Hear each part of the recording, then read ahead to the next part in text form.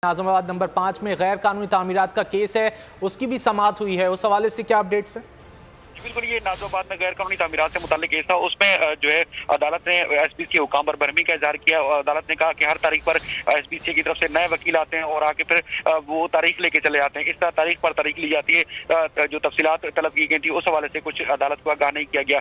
और अब आइंदा समात पर अदालत ने कहा कि डीजी एसपीसी और जो हुकाम है उनको अदालत ने तफसीली रिपोर्ट जमा कराने का हुक्म दिया। अदालत ने 5 मंजिला गैर कानूनी तामीरात थी उसके खिलाफ कार्रवाई का हुक्म दिया था, लेकिन ना तफसीली जवाब जमा कराया गया है और ना ही हुकाम ने कोई पेशरफ रिपोर्ट से अदालत को आगाह किया है। शायद बहुत शुक्रिया इन तफसीलात के लिए।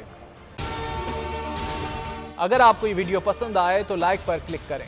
मैं आज आपके सामने लॉन्ग मार्च का ऐलान कर रहा हूं। जुमे को मैं लीड करूंगा उसको। कप्तान का हकीकी आजादी मार्च। उन्होंने कंटेनर रखे तो हटा दोगे। दिन हो या रात, वो न्यूज 24 घंटे रहेगा साथ। सबसे बड़ी टीम, सबसे मोतबर पैनलिस्ट के साथ, सबसे बड़ी कवरेज।